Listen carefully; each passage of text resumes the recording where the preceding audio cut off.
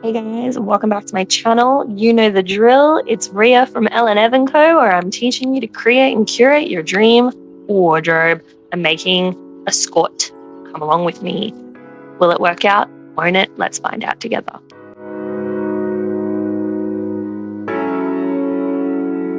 Okay, so I've got all the pieces for my skort cut out. I'm using this beautiful chocolate brown linen. I feel like the camera does not do the color justice.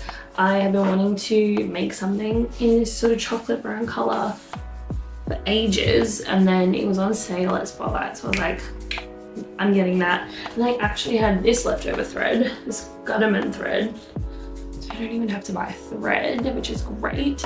I just don't have a brown invisible zip. I'll probably just end up using a black invisible zip, but it's all good. And then I think I want to make a matching top for the summertime. I haven't really had any pants. Hopefully this pattern, this rendition is long enough. This isn't gonna be so much a tutorial style video, just a bit more like sew along with me. I'm rewatching episodes 7 and 8 of Summer I Turn Pretty because it is Monday night now and I want to be ready for episode 9 when it comes out on Wednesday. So just a little bit of a girly evening, I suppose.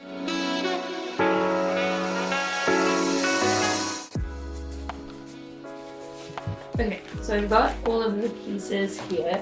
And in terms of order of operations, I have like this Skort panel. you can tell I've made it myself, right? There's 2 pieces.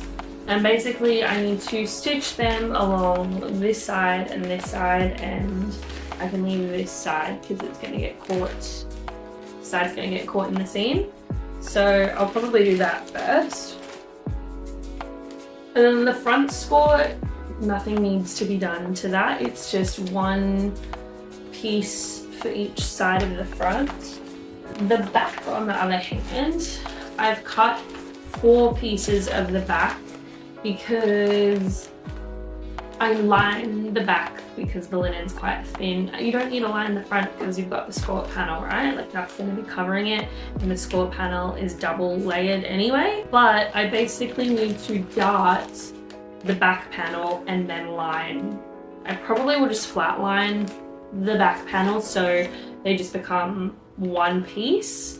That's what I've done in the past, and then I can just go from there. So that's what I'm going to do now. I'm going to press play on this and just kind of film myself. Drop a comment below. Are you Team Conrad or Team Jeremiah? I am Team Connie, baby. If you're Team Jeremiah, low-key throwing a little bit of shade your way. Just saying. But I'm very interested to see how this series ends. So anyway, let's get into it.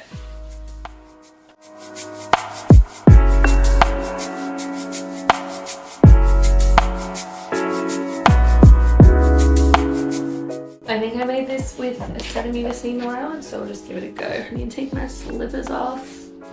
Hopefully it's a centimeter. We will see.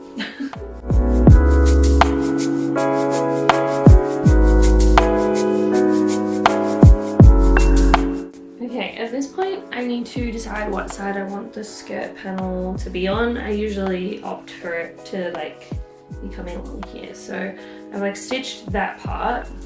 I do need to stitch the bottom, but if I go like this and I want the skort to like be coming like this, I need to understitch. So I'm just going to pin that so that I can understitch that. So for those who may be unfamiliar with understitching, it's a technique that prevents the lining from poking out to the right side of the garment. So it's basically where you push the seam allowance over to the lining side or the facing side and you stitch it down just like so. I took it over to my ironing board and gave it a good press. I like to iron after every single seam. It makes the garment look really crisp, really professional, really beautiful. So I ironed that, and then I am going to be stitching up bottom part of the skort. The next step from there was to prep the front of the skort. So I've got the 2 front pant pieces. I'm just removing the pins from the pattern, and I'm basically just going to stitch that front crotch seam together. So you'll see me pinning it all up. I'm going to iron it first because you've got to iron your fabric, guys. You've got to iron it before you cut it. You got to iron it after you cut it. You got to iron it again before you sew it in case it's gotten crushed. You then need to press your seams after you've sewn them so you lock your stitches together into your fabric.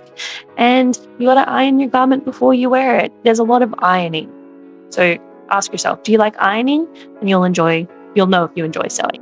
So I'm just stitching up that front crotch seam. Now, I like to take my time with it because it is a curve. So take your time on your curves and then overlocked it as well.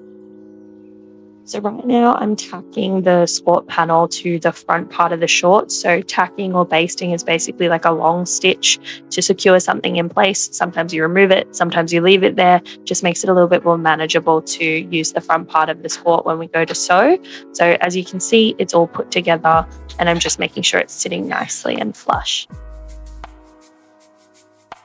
Oh, look, surprise, surprise, I'm ironing my piece yet again. Like I said, I like to press every single seam.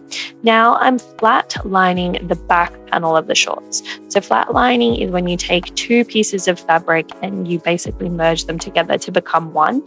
So I'm pinning up the darts. I like to mark all of the landmarks of the dart, and then I'm basically pinning the darts through both layers of fabric and just acting as if it was one layer of fabric. You then notice that I realized that's a bad idea, and then I actually pin all the 4 corners of the shorts because I don't want the fabric to move poorly. So this just gives me a little bit more stabilization before I put those darts in. And then here I am putting the darts back in, knowing that my fabric's not going to move on me. And then this essentially just becomes one piece. So 2 pieces of fabric flat lined together creates one piece of fabric. Oh, look, there's Stephen and Connie and everyone in the background having a fight. We love that. And then tie off my darts at the base instead of just like doing a back stitch at the bottom of my dart because that makes it really bulky and ugly. So I recommend you do this. And I'm pressing the seam again because you've got to iron a lot when you're sewing. Look at that professional finish, all overlocked at the crotch seam and at the side seam. Ooh, yeah. So now I'm attaching the back skort to the front skort at the side seams. Now with this design, I'm putting the zipper in the back seam so I can fully do up these side seams.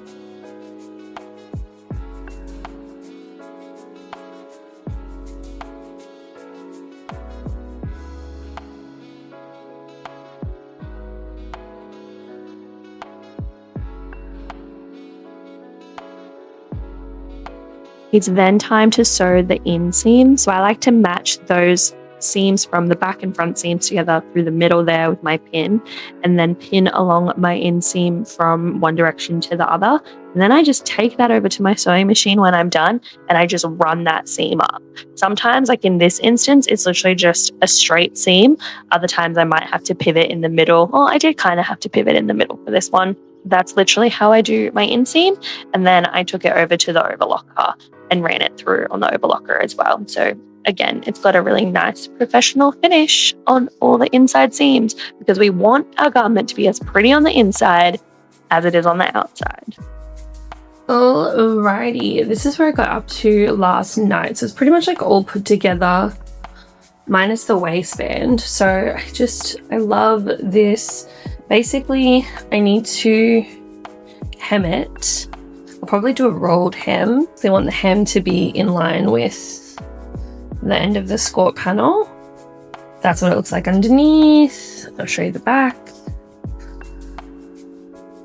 The back is all sort of sorted. It will need a zipper once the waistband is in. It was a bit big, so I did actually have to taper it in after trying it on. I feel like though with shorts, there's like a fine line between when the length is too short that it looks inappropriate, and then even if you make it like an inch or two longer, it suddenly looks like grandma-esque. The next thing I need to do is interface the waistband and then attach the waistband and then put in the zip. 2 pieces of the waistband. I always cut a curved waistband, so it looks like that. So that part is on grain here at the fold, and when you cut it out, it goes, and obviously because it's on the fold, it's 2 pieces. So it's slightly on the bias, which means once you attach it to the garment, it will curve around your body. And I do this for all of the pants that I make because your body's not a square, so your waistband shouldn't be a square. That's the way I see it. I'm going to attach the waistband that's not interfaced first. So what I'll do is I'll attach this waistband to here and then maybe try it on again. And then I'll interface this side, attach it, understitch it, and then top stitch it down. But I can't actually top stitch it down until I put in the zipper. Not so subtle foreshadowing, I did actually have to unpick this entire seam. So enjoy me putting it in beautifully, only to have to unpick it. Okay, so I've attached the waistband. I need to attach like the other side of it, but I am worried that it's like a little bit big. So at this point here is like my low waist, and this is like my mid to high waist, I guess. So I needed this to be the same size as the skirt or the short, but at the top I needed it to be a little bit smaller. So I've actually cut this on a diagonal, so when it comes in it'll be like, but I think I might need to put belt loops on this just because I am afraid it might be like a tiny bit too big. I'd rather it be too big than too small because I like to eat, but I'm thinking putting belt loops in might be good. So I'll attach belt loops in when I do this waistband and I'll tack them down at the bottom here. That's what I usually do. Making the belt loops is pretty easy. It's just like an inch of fabric folded and then folded again and then top stitch down just like this. And then I cut it into even sections. I think they were 3 inches and I ended up attaching 6 of them. So I put them in all of the spots and then 2 in the back because the zipper's in the back seam. I ended up, like I said, having to go and unpick all the little different spots where I needed to insert the belt loops into the bottom part of the waistband, and then that way it's attached both in the middle of the waistband and at the top. So you can see what I'm doing here. I'm basically just measuring out exact spaces between each of the belt loops. I also tacked down roughly 1/4 of an inch below the waistband so that the belt loops have space for the belt to go through, and then I sandwich them into that top seam and then stitch it around. So you can see the belt loops are sandwiched in, I've understitched it down, and it looks really crisp and clean. I really just, I love it when a plan comes together like that. I need to overlock the bottom edge of the waistband and then fold it under, stitch in the ditch, and by the magic of video editing, the zipper is done. I basted the zipper in and then put it in again, folding that facing down to go over the zip at 1/4 of an inch seam allowance. So happy days.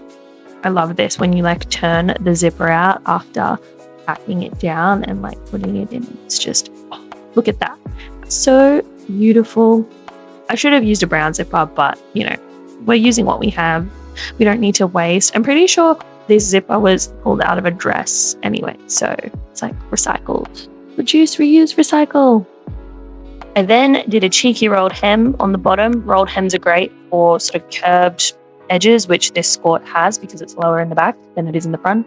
But of course my camera died because that seems to be a theme on my channel with my camera dying when I do a rolled hem.